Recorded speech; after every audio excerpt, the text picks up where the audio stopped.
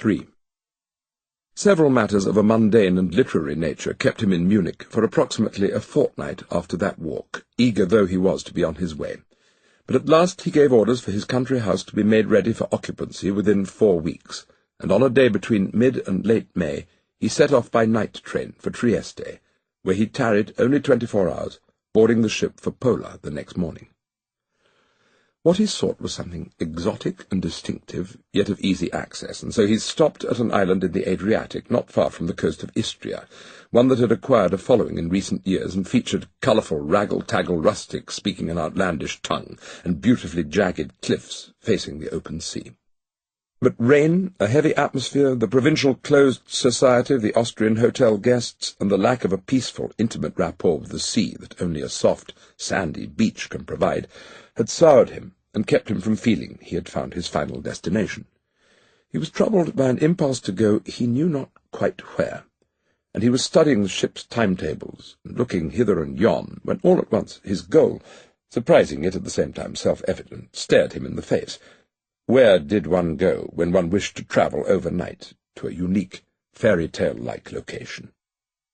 Why, that was obvious. What was he doing here? He had come to the wrong place. That is where he should have gone. He lost no time in announcing his departure. A week and a half after his arrival on the island, a swift motorboat bore him and his luggage across the misty morning water back to the naval base, and he disembarked only to mount a gangplank leading to the damp deck of a steamer about to weigh anchor for Venice. It was an ancient vessel of Italian registry, outdated, sooty, and drab. In a cave-like, artificially lit inner cabin into which Aschenbach was ushered immediately after embarking by a decorously grinning, hunchbacked, grubby-looking old salt, he saw a man with a goatee and a hat pulled over his forehead, a cigarette butt hanging out of his mouth, and the face of an old-time circus director, sitting at a desk recording the passengers' particulars and issuing them tickets with the slick, easy-going gestures of his trade. "Venice," he said, repeating Aschenbach's request as he stretched out his arm and thrust his pen into the viscous dregs of a tilted inkwell. "Venice, first class." "Certainly, sir." And he scribbled something in large, spindly letters, sprinkled blue sand from a box over it, let the sand run into a clay bowl, folded the paper with his bony yellow fingers, and wrote some more. "A fine choice," he chattered all the while. "Ah, Venice, a magnificent city, a city irresistible to the man of culture, for both its history and its current charms." There was something numbing and distracting about the smooth rapidity of his movements and the empty prattle, as if he were worried the traveller would waver in his resolve to go to Venice. He quickly took Aschenbach's money and dropped the change on the stained tablecloth with the dexterity of a croupier. "Enjoy your stay, sir," he said with a theatrical bow. "It has been an honour to serve you." Then he cried, "Next!" raising his arm immediately, as if business were brisk, though there was no one left needing attention.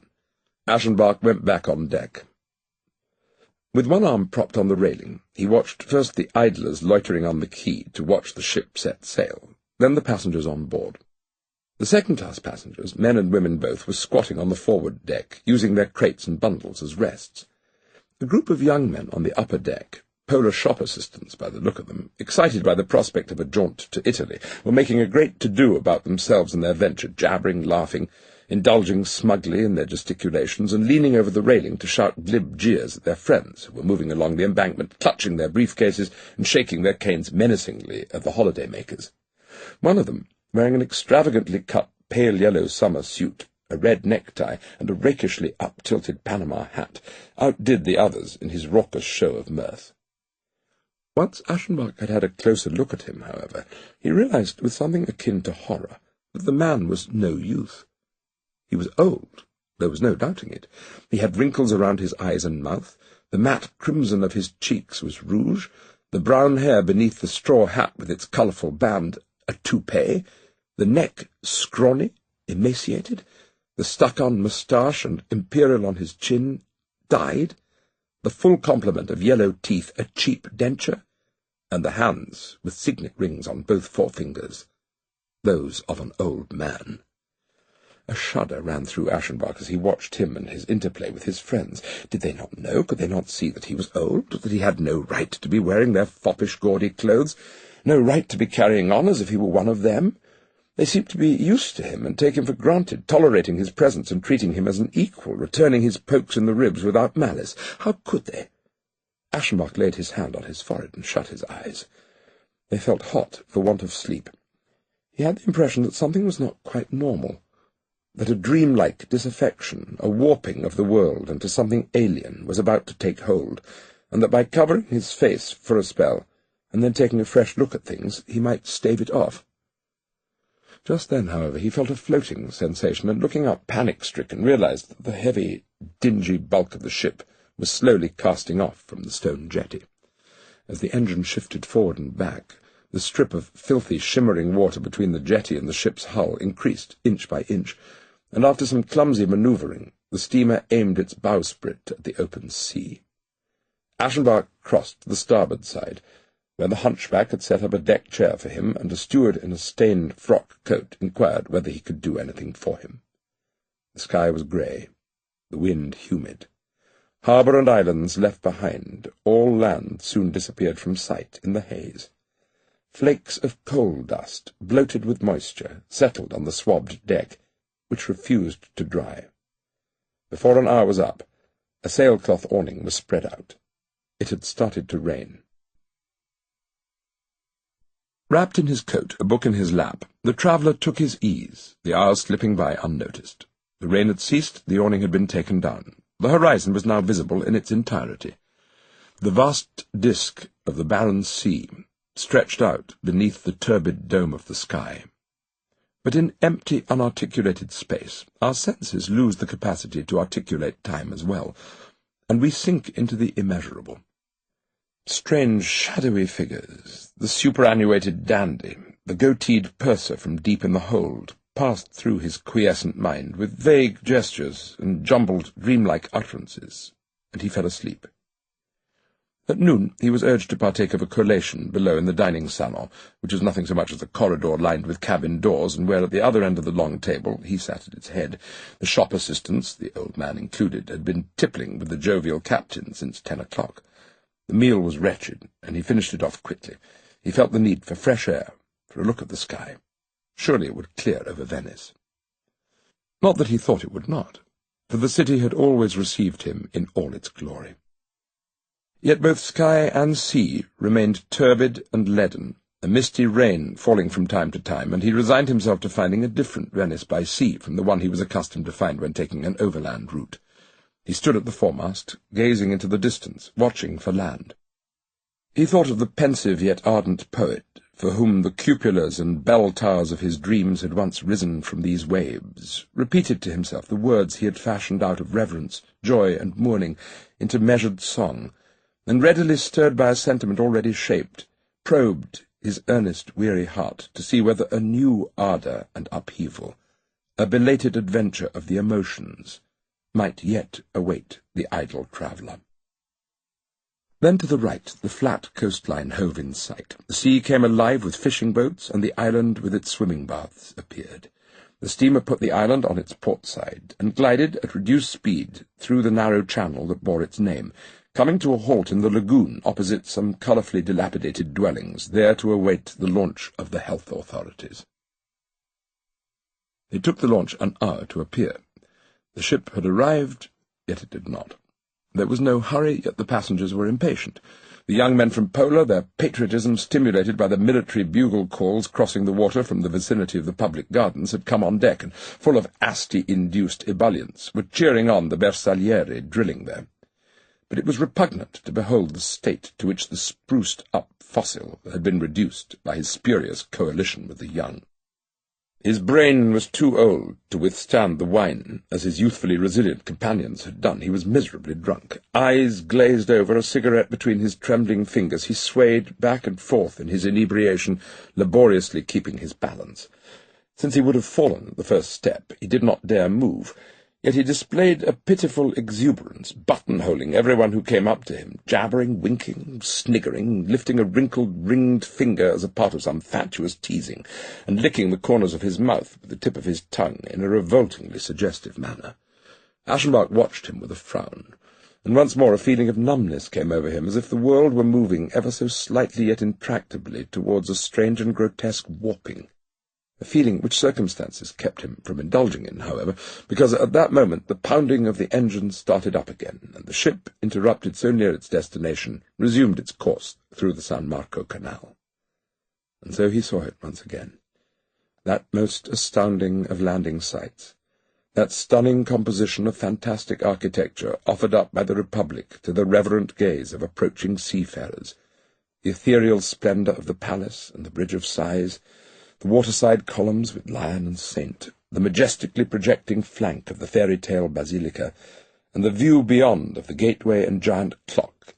And taking it all in, he mused that arriving in Venice by land, at the railway station, was tantamount to entering a palace by the back door, and that one should approach this most improbable of cities only, as he had now done, by ship, over the seas. The engine stopped, gondolas pressed alongside, the gangplank was lowered, and customs officials came aboard and discharged their duties perfunctorily. Disembarkation could proceed.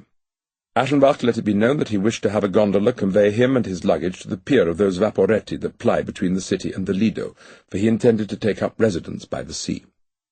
His plan was approved, his request shouted to the water below, where the gondoliers were squabbling in dialect. He was held back from leaving, held back by his trunk, which had to be laboriously dragged to and tugged down the ladder-like steps. He was thus unable to elude the importunities of the ghastly old man, who felt impelled by some obscure drunken urge to officiate over the stranger's departure. "We wish you a most pleasant stay," he bleated, bowing and scraping. "We hope you remember us. Au revoir, excusez and bonjour, your Excellency."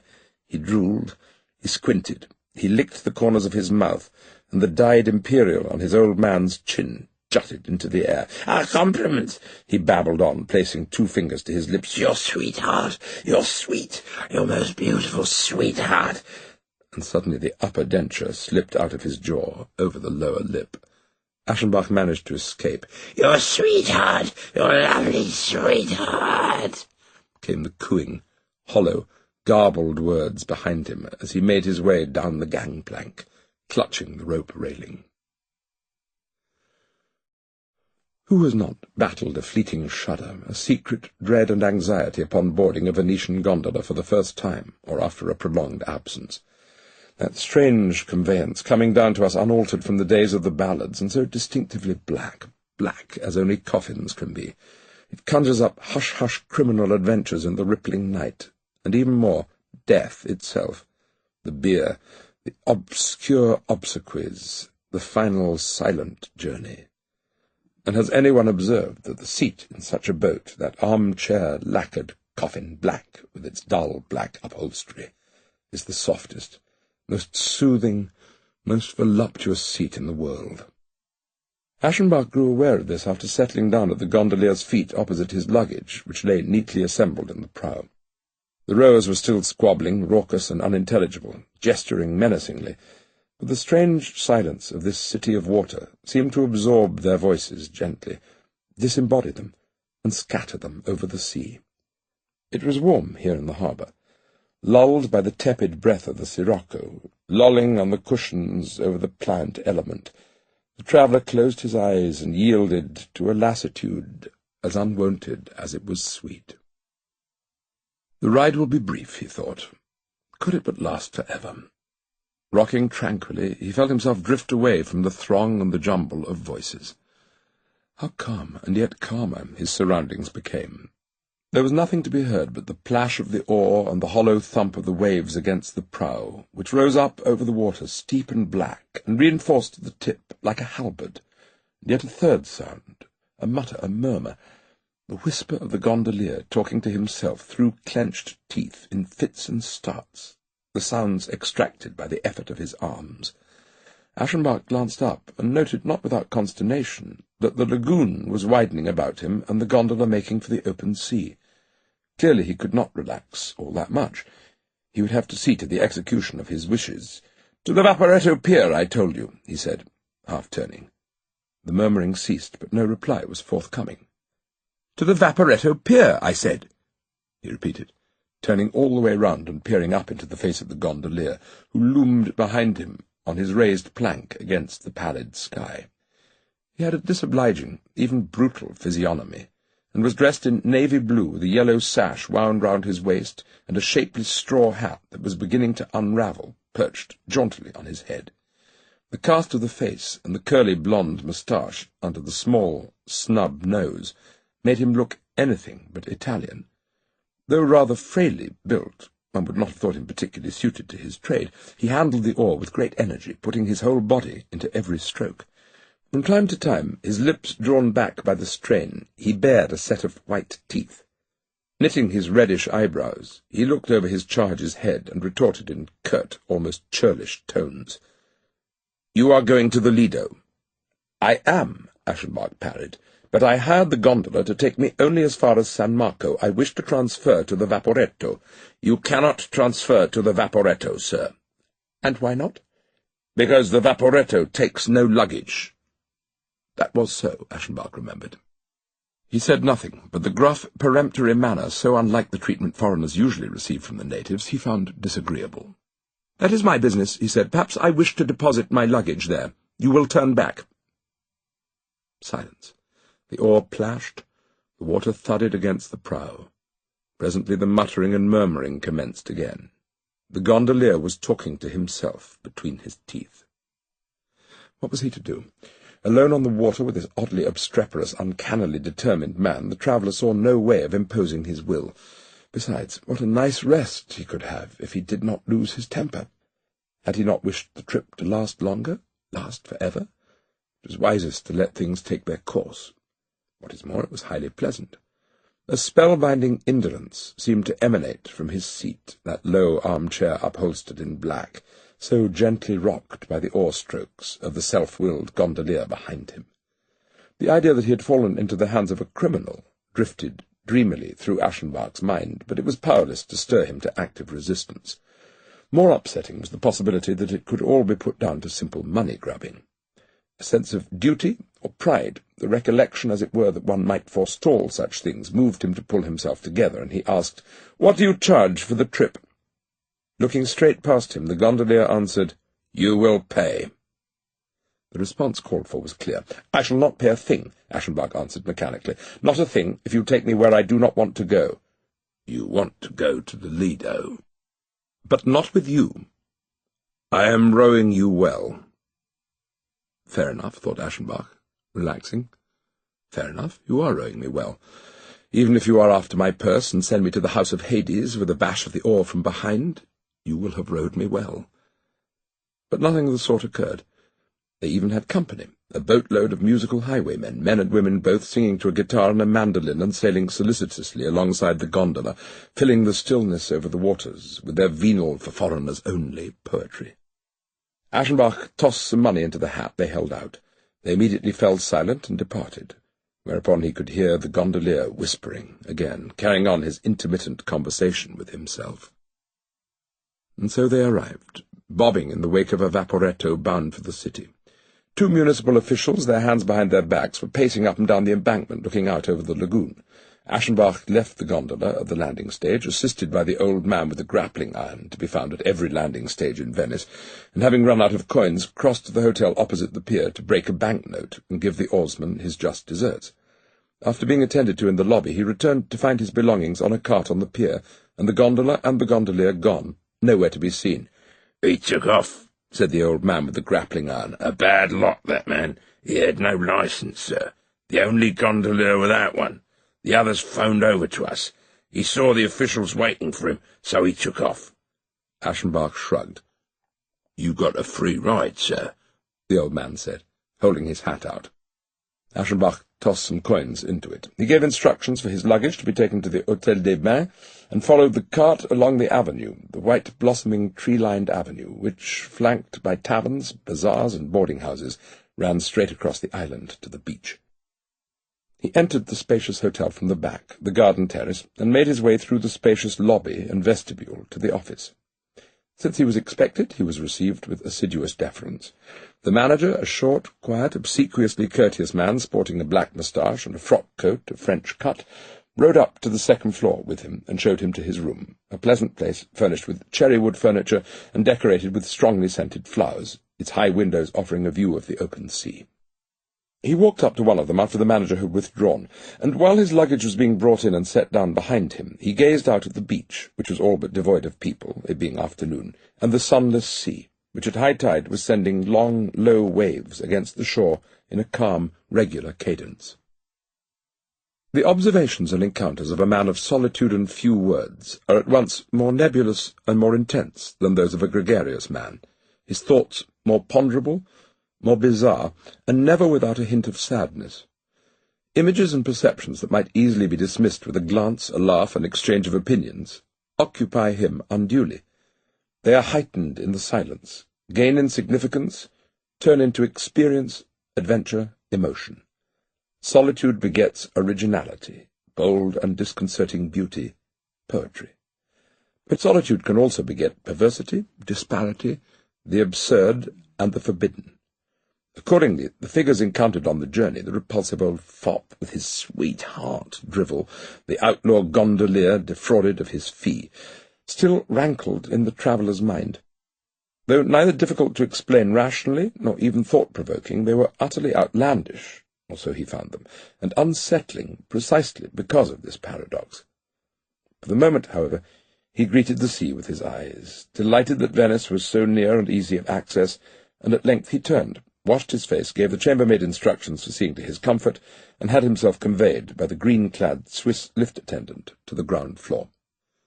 He took his tea on the seaside terrace, then went down and walked a good distance along the promenade in the direction of the Hotel Excelsior. Upon his return, he thought it time to change for dinner. He did so in his usual slow and deliberate manner, for he was accustomed to work while attending to his toilet. Yet he reached the lobby a bit too early, finding a goodly number of the guests, strangers to one another, feigning mutual indifference as they waited together for the meal. He picked up a newspaper from the table, settled into a leather armchair, and cast an eye over the company, which differed favourably from that of his previous hotel. A broad, tolerant, all-encompassing horizon opened before him. Sounds of the major languages mingled in muted tones. Internationally recognized evening dress, that uniform of civilization, made of the diversity a semblance of homogeneous decency.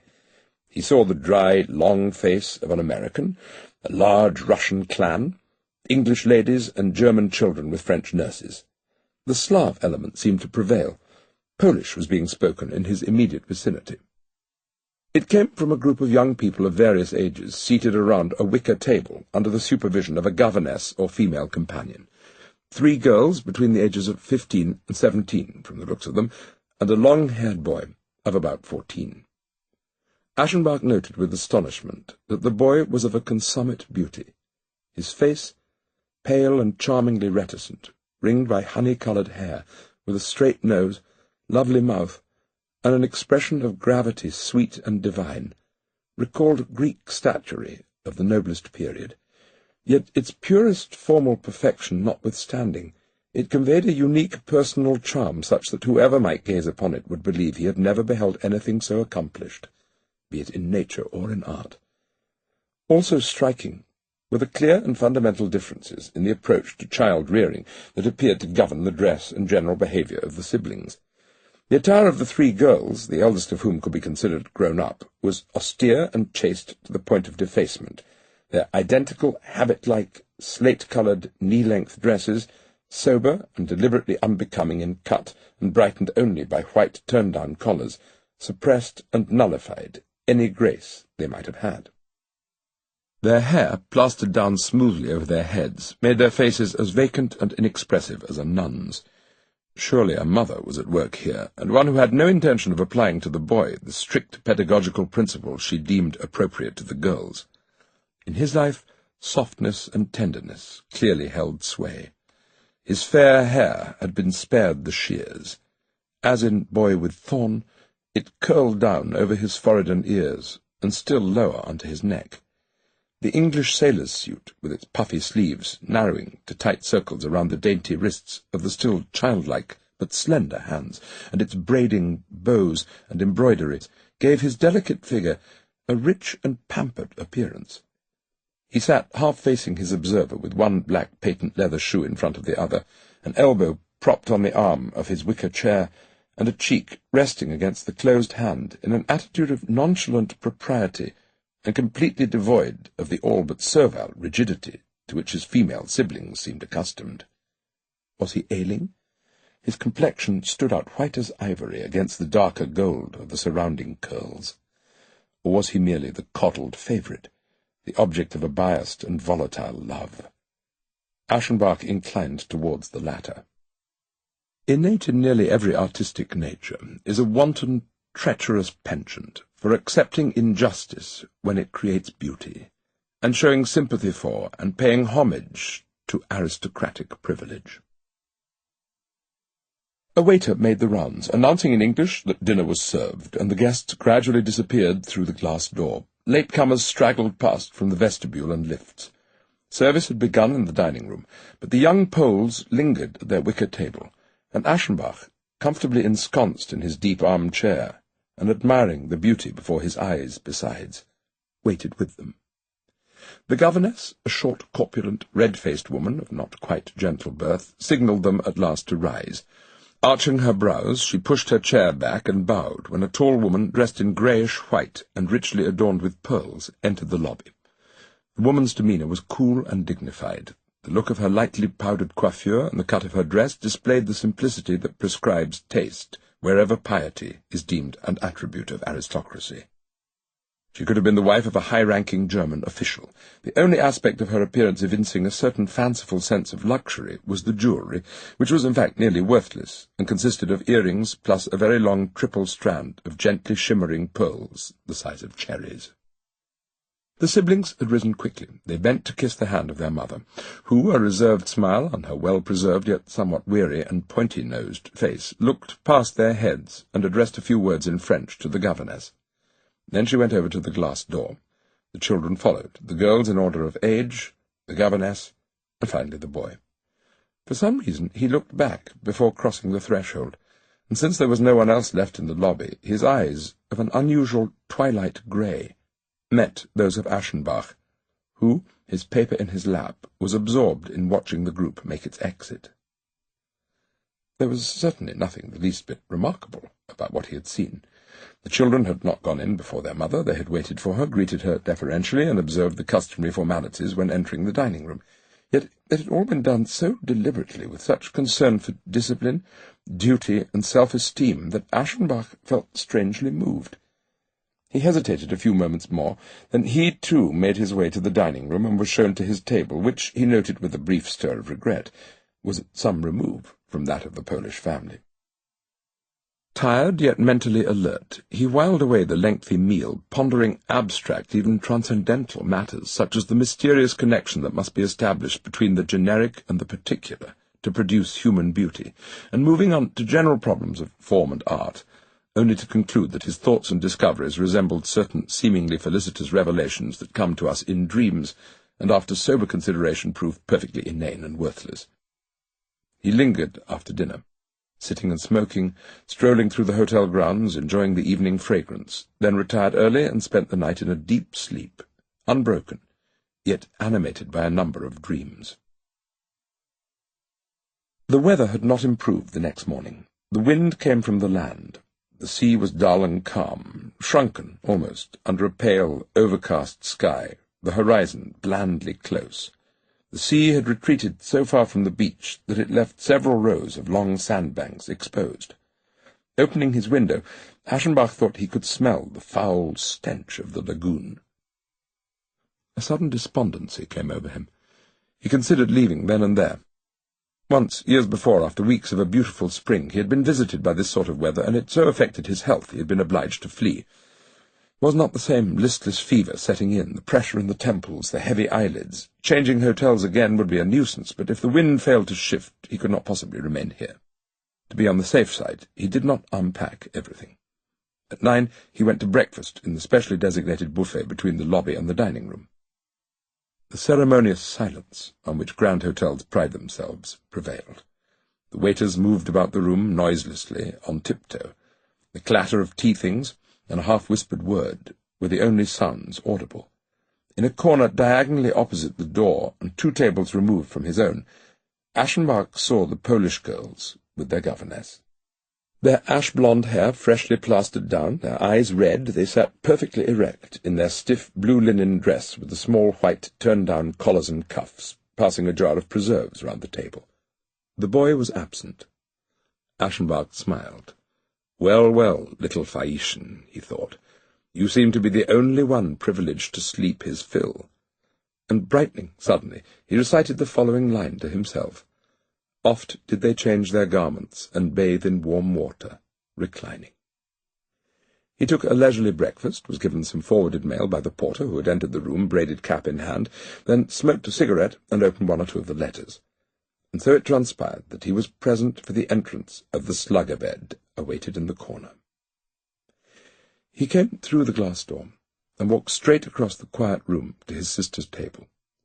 His gait was extraordinarily graceful, both in the way he held his upper torso and in the way he moved his knees and white-shod feet. It was a very light gait, at once delicate and proud, and embellished by the childlike modesty with which, twice on his way across the room, he turned his head and raised, then lowered his eyes. Smiling and murmuring a word in his soft, fuzzy language, he took his seat, and now, especially as he had turned his full profile to the observer, the latter was once more amazed, indeed startled, by the truly godlike beauty of this mortal being. Today the boy was wearing a lightweight, washable outfit, with a blue and white striped midi blouse that had a red silk bow at the chest and a plain white stand-up collar. The collar, though none too elegant a match for the rest of the outfit, showed off the boy's fair, blossoming head in its consummate charm, the head of an Eros, with the creamy glaze of Parian marble. Eyebrows serious and finely traced, temples and ear covered darkly and softly at right angles by encroaching ringlets. Good, good, thought Aschenbach, with that cool, professional approval in which artists encountering a masterpiece sometimes shroud their delight, their excitement. Truth to tell, he went on thinking, were sea and shore not awaiting me, I should stay here as long as you.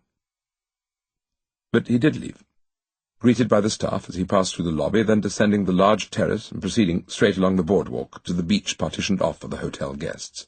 He was shown to his rented cabana by the barefoot old man in linen trousers, sailor's tunic and straw hat, serving there as bathing attendant, had his table and chair set up on a sandy wooden platform, and made himself comfortable in the chaise longue he had drawn onto the wax-yellow sand closer to the water.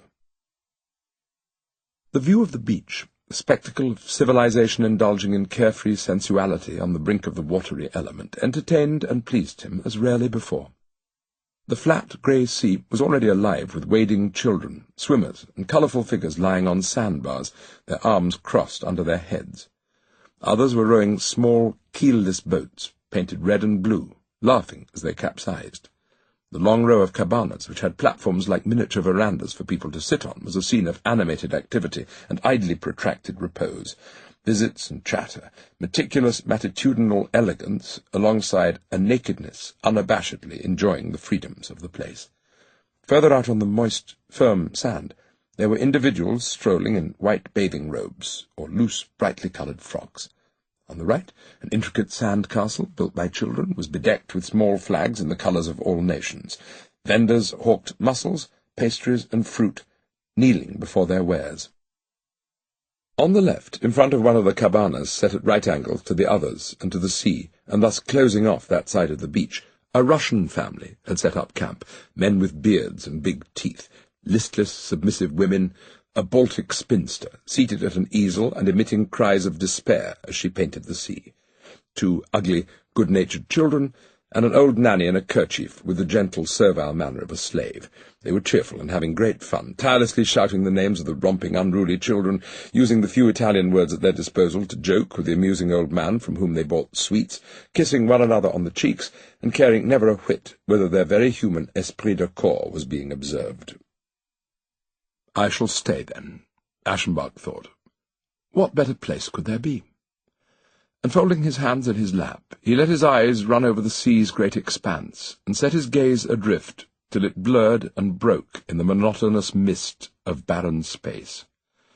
He loved the sea, And for deep-seated reasons, the hard-working artist's need for repose, the desire to take shelter from the demanding diversity of phenomena in the bosom of boundless simplicity, a propensity prescribed and diametrically opposed to his mission in life, and for that very reason seductive, a propensity for the unarticulated, the immoderate, the eternal, for nothingness.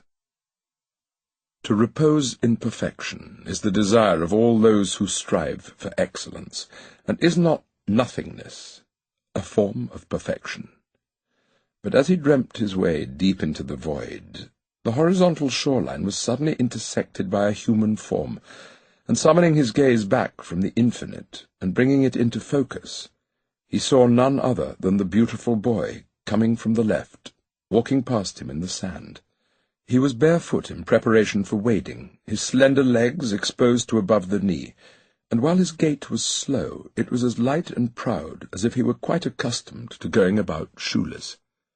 He looked over at the cabanas in the perpendicular row, but no sooner did he spy the Russian family going about its business in cheerful harmony than a storm cloud of angry disdain came over his face.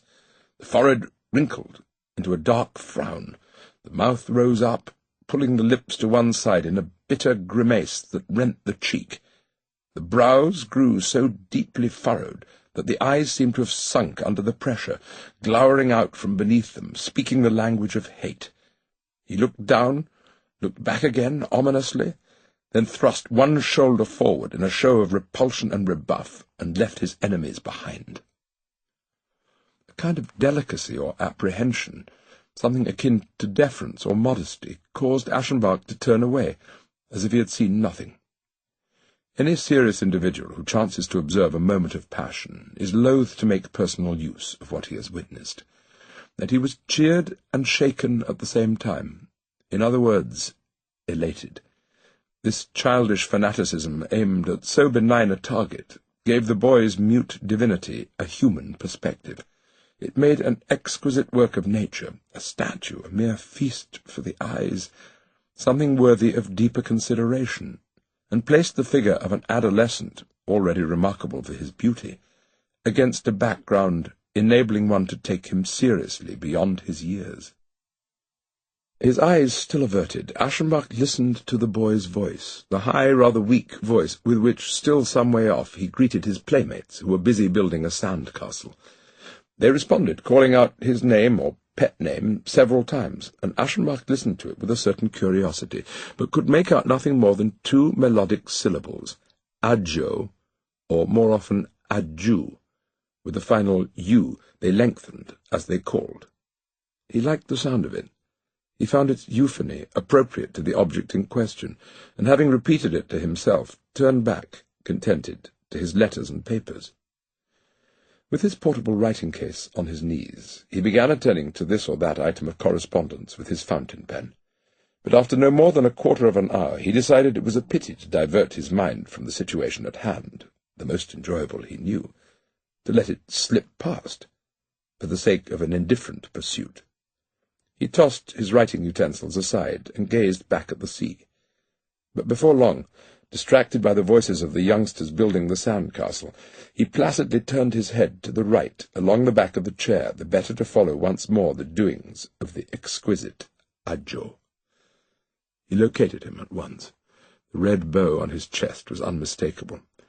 Engaged with the others in laying an old plank as a bridge across the sandcastle's water-filled moat, he gave directions by shouts and head signals. He had 10 or so companions, boys and girls, some his own age, some younger, chattering higgledy-piggledy in tongues, Polish, French, and even some Balkan languages. But his name was the most often heard. He was clearly sought after, courted, admired. One boy in particular, a Pole like him, a stocky fellow who was addressed as something like Jaziu, and who had black, slicked-down hair and was wearing a belted linen suit, appeared to be his closest vassal and friend. When the current stage of work on the castle came to an end, they walked along the beach with their arms around each other, and the fellow addressed as Jaziu kissed the beautiful youth. Aschenbach was tempted to shake a finger at them. "I advise you, Critobulus," he thought with a smile, "to travel for a year. for you will need at least that long to recover. Then he breakfasted on some large, fully ripe strawberries he had purchased from a peddler. It had grown very hot, though the sun was unable to pierce the layer of haze in the sky. Lethargy fettered the mind, even as the senses enjoyed the vast, benumbing pleasure of the ocean's calm. The serious Aschenbach found it a suitable, perfectly satisfying use of his time to guess at or postulate on the name that sounded like Adjo, and with the aid of some Polish reminiscences he determined that it must be Tadjo, the pet name for Tadziusz, which becomes Tadju in direct address. Tadzio was bathing. Aschenbach, who had lost sight of him, spotted his head, then his arm, rising paddle-like from the water far out at sea, the sea being most likely shallow for quite a distance. But already he seemed a cause for concern. Already women's voices were calling out to him from the cabanas, once more shouting the name that dominated the beach almost like a catchword, its soft consonants and long-drawn-out final U, making it at once sweet and wild. Tadju! Tadju! Back he came, running through the waves, his legs beating the resistant water into foam, his head flung back, and to see so vibrant a figure, with the grace and austerity of early manhood, locks dripping, fair as a gentle god, emerging from the depths of the sea and sky, escaping the watery element. It was enough to inspire mythical associations, like the lay of a bard about times primeval, about the origin of form and the birth of the gods. His eyes closed. Aschenbach hearkened to the chant welling up within him, and thought again that being here was good, and he would stay. Later, Tadjo lay in the sand, resting from his swim, wrapped in a white sheet drawn up under his right shoulder, his head reposing on a bare arm, and Aschenbach, even when not observing him, when reading a few pages in his book, hardly ever forgot that he was there, and that he had only to turn his head slightly to the right to glimpse the object of his admiration. He almost felt that he was sitting there to keep watch over the boy as he rested, indulging in his own affairs, yet constantly guarding the noble figure a little way off to his right. And yet he was infused with a paternal affection, the attraction that one who begets beauty by means of self-sacrifice feels for one who is inherently beautiful. After midday he left the beach, returned to the hotel, and went up to his room. There he spent quite some time before the mirror, studying his grey hair and pinched, weary face, reflecting the while on his fame. People often recognized him on the street, and gazed after him respectfully for the unerring precision and grace of his diction. He evoked all the outward signs of success he owed to his talent, even his noble title. He then went down to the dining-room for lunch at his table. When he entered the lift after the meal, a group of young people, also coming from lunch, crowded into the floating cubicle after him, Tadjo amongst them. He stood quite close to Aschenbach, so close that for the first time he perceived him not as a distant work of art, and, given the minute detail, acknowledged his human qualities. Someone addressed the boy, and while replying with an indescribably winsome smile, he backed out at the next floor, his eyes cast down. Beauty breeds diffidence, thought Aschenbach, earnestly wondering why. He had noticed, however, that Tadjo's teeth were less than attractive, a bit jagged and pale, lacking the gleam of health, and with that brittle, transparent quality sometimes found in anemics. He is very frail. He is sickly, thought Aschenbach. He'll probably not live long. And he made no attempt to account for why he felt satisfied or consoled at the thought. He spent 2 hours in his room and took the vaporetto across the foul-smelling lagoon to Venice in the afternoon. He got out at San Marco, had tea in the square, and then, in conformity with his daily programme there, set off on a stroll through the streets. But this stroll brought about a major change in his mood and intentions. A repellent sultriness permeated the narrow streets, the air so thick that the odours emanating from houses, shops, and food stalls, the vapour of oil, the clouds of perfume, and more, hovered like fumes without dispersing.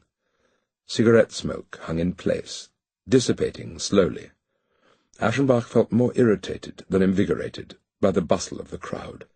The longer he walked, the more afflicted he was by that odious condition brought on by the combination of sea air and sirocco, simultaneous excitation and prostration. He broke out into a disagreeable sweat. His eyes refused to function, his chest constricted, he felt feverish, the blood throbbed in his head. He fled the bustling commercial streets and crossed the bridges into the alleyways of the poor. There he was set upon by beggars, and the fetid effluvia from the canals made breathing a torment. Leaning against the edge of a fountain in a quiet square, one of those forgotten, God-forsaken spots in the heart of Venice, he wiped his forehead and realized he would have to travel on. For the second time, and this time definitively, the city had proved itself extremely harmful to him in such weather. Braving it out obstinately seemed unreasonable, the prospect of a shift in the wind being quite uncertain. An immediate decision was of the essence. Returning home was out of the question at this point. Neither his summer nor his winter quarters were ready. But this was not the only place with sea and sand, and elsewhere they were to be had without the nefarious admixture of the lagoon and its feverous vapours. He recalled having heard the praises of a small seaside resort not far from Trieste. Why not go there, and without delay to make the move to yet another locale worth the effort? He rose, resolute, to his feet. At the next gondola stop he boarded a boat and was rowed through the murky labyrinth of the canals, under graceful marble balconies flanked by carved lions, around corners of slimy masonry, past funereal palazzo facades, their large commercial signs mirrored in the bobbing water strewn with refuse, and on to San Marco. He had some difficulty getting there, because the gondolier, in league as he was with the lace factories and glassworks, kept trying to stop so he might view and purchase their wares, and whenever the bizarre journey through Venice began to cast its spell upon him, the cut-purse mercantilism of the sunken queen did its part to bring him painfully back to his senses.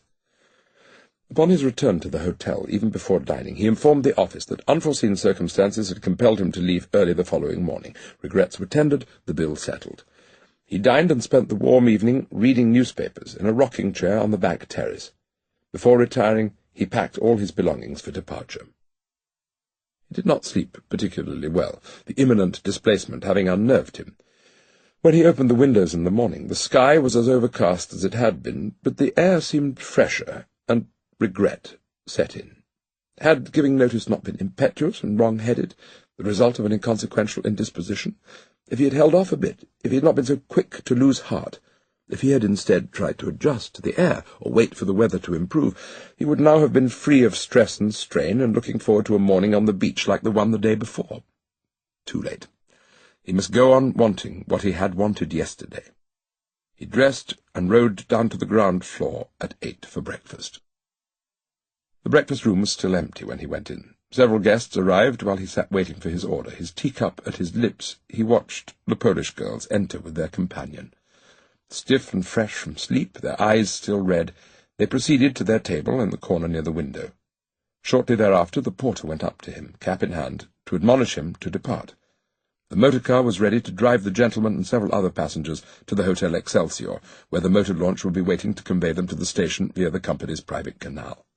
Time was pressing. Aschenbach felt time was doing nothing of the sort. His train was not due to leave for more than an hour. He resented the way hotels prevailed upon their guests to vacate the premises prematurely, and indicated to the porter that he wished to breakfast in peace. The man withdrew hesitantly, only to reappear 5 minutes later. The motor car could not possibly wait any longer, he said. "Then let it go and take his trunk with it," Aschenbach retorted angrily. He would use the public vaporetto when the time came, and would he kindly leave the arrangements for his departure to him? The employee bowed. Glad to have fended off the man's tedious admonitions, Aschenbach finished his breakfast in a leisurely fashion. He even had the waiter bring him a newspaper. Time was indeed short by the time he stood at last, and it so happened that at that very instant Tadzio entered through the glass door. As he crossed the departing Aschenbach's path on his way to the family table, he modestly lowered his eyes before the man with the grey hair and lofty brow, only to raise them again, soft and wide, in that charming way of his, and walk past. Adieu, Tadzio, Aschenbach thought. It was all too brief. And contrary to his custom, Actually forming the words with his lips and uttering them to himself, he added, "God bless you." He then went through the departure formalities, distributing gratuities and listening to the short, soft-spoken manager in the French frock-coat make his farewell, left the hotel on foot as he had come, followed by the hotel porter with his hand luggage, and set out for the Vaporetto landing along the white-blossoming avenue that cut across the island. Having reached it, he took a seat. And what ensued was a woeful calvary through the depths of remorse. It was the familiar ride across the lagoon, past San Marco and up the Grand Canal. Aschenbach sat on the curved bench in the bow, an arm on the railing and a hand shading his eyes. The public gardens faded into the distance, and the Piazzetta once more displayed its princely elegance, but it, too, retreated, and after a great rush of palazzi, the splendid marble arch of the Rialto came into view around a bend in the waterway. The traveller looked on, his breast riven. The atmosphere of the city, that faintly fetid odour of sea and swamp he had been so anxious to flee, he now breathed it in deep, delicately throbbing draughts. Was it possible he had not known or even considered how much it all meant to him? What that morning had been a pang of sorrow, a vague doubt as to the validity of his actions, was now grief, true pain, an affliction of the soul so bitter that it brought tears to his eyes more than once, and, as he told himself, was totally unforeseen. What he found so hard to bear, and even utterly intolerable at times, was clearly the thought that he would never see Venice again, that this was a farewell forever. For now that the city had twice made him ill, now that he had twice been forced to pack up and leave it, he would henceforth be obliged to consider it an impossible and forbidden destination, one he was not up to, and could never think of revisiting. Indeed, he felt that should he leave now, shame and pride must prevent him from setting his eyes again on the beloved city that had twice brought him low, and this conflict between the soul's inclination and the body's capabilities suddenly struck the ageing man as so serious and significant. His physical defeat seemed so ignominious, in such urgent need of redress, that he could not comprehend the frivolous resignation with which he had decided to acknowledge and bear it with no true struggle. Meanwhile, the Vaporetto was approaching the station, and his pain and perplexity grew to the point of distraction. Tormented as he was, he felt it impossible to depart, yet none the less so to turn back. He entered the station, racked by indecision. It was very late. He had not a moment to lose if he was to catch the train. He both wished to and did not. But time was pressing, goading him onward, and he hastened to purchase his ticket, and then peered through the tumult for the hotel employee on duty there. The man appeared and informed him that the large trunk had been dispatched. Dispatched? Already? Yes, as ordered. To Como. To Como? And after a flurry of comings and goings, irate questions and embarrassed answers, it came out that back in the luggage room of the Hotel Excelsior, the trunk had been thrown together with some other people's luggage and routed in a totally misguided direction. Aschenbach had difficulty maintaining the only plausible facial expression in the circumstances. A reckless joy, an unbelievable glee took almost convulsive hold of his breast. The hotel employee rushed off to do what he could to stop the trunk, but returned, as was to be expected, unsuccessful. Aschenbach accordingly announced that he was unwilling to travel on without his luggage, and had decided to go back and wait at the Hôtel des Bains until the article was retrieved. Was the hotel motor launch still at the station? The man assured him it was just outside, and in a torrent of Italian he induced the ticket clerk to take back the ticket Aschenbach had purchased. Then he swore that telegrams would be sent, and no effort spared, nothing left undone to ensure that the trunk be recovered as soon as possible. And thus a most unusual thing came to pass. 20 minutes after arriving at the station, the traveller found himself on the Grand Canal, making his way back to the Lido. What an oddly improbable, humiliating, comically dreamlike adventure! Taking broken-hearted leave of places for ever, and then turned round and spirited back by a quirk of fate, seeing them again within the hour. Spray at the prow, tacking with playful agility between gondolas and vaporetti, the swift little vessel raced towards its destination, its sole passenger concealing beneath a mask of resigned indignation the anxious yet high-spirited agitation of a child who has run away from home. From time to time his breast still shook with laughter at the thought of this mishap, which he said to himself could not have befallen even the luckiest of men at a more opportune moment. There were explanations to give, astonished faces to confront, but then, he said to himself, everything would be fine again. A disaster averted, a grievous error rectified, and everything he thought he had left behind would once more open up before him, his to enjoy for as long as he so desired. And was it only the speed of the launch? Or was there, actually, on top of it all, a breeze blowing in from the sea? The waves beat against the concrete walls of the narrow canal that runs across the island to the Hotel Excelsior. There a motor omnibus stood, waiting to take the returning guests straight to the Hôtel des Bains on the road above the rippling sea. The small, mustachioed manager in the frock-coat came down the steps to greet him. He deplored the incident in his soft, wheedling way, calling it extremely awkward for him and the establishment, but unconditionally condoned Aschenbach's decision to await the trunk there. His room had of course been occupied, but another equally suitable would be ready immediately. "Pas de chance, monsieur," said the Swiss lift attendant with a smile as they rode up. And thus the fugitive was lodged once more, and in a room all but identical in situation and furnishing. Exhausted and benumbed by the strange morning's turmoil, he distributed the contents of his bag about the room and settled into a reclining chair at the open window. The sea had turned a pale green. The air seemed thinner and purer, the beach with its boats and cabanas more colourful, though the sky was still grey. Aschenbach gazed out of the window, his hands folded in his lap, pleased to be back, but shaking his head in displeasure at his fickle nature, his ignorance of his own wishes. He sat thus for perhaps an hour in repose and idle reverie. At noon he spotted Taggio, in his striped linen outfit and red bow, returning from the sea to the hotel, through the beach gate and along the boardwalks. From his lofty vantage point, Aschenbach recognized him immediately, even before getting a clear view of him, and was on the point of thinking something like, "So you're still here too, Taggio?" But at that very moment he felt the casual greeting fade and vanish before the truth of his heart. He felt the rapture of his blood, the joy and agony of his soul, and acknowledged to himself that it was Taggio who had made it so hard for him to leave. He sat there perfectly still, perfectly invisible on his lofty perch, gazing within himself. His features were keen, his eyebrows high, his lips drawn into a vigilant, inquisitively intelligent smile. Then he raised his head, and with both arms, which had been hanging limply over the back of his chair, made a slow, rising, circular motion that brought the hands forward in such a way as to indicate an opening and spreading of the arms. It was a gesture of willingness, welcome, of calm acceptance.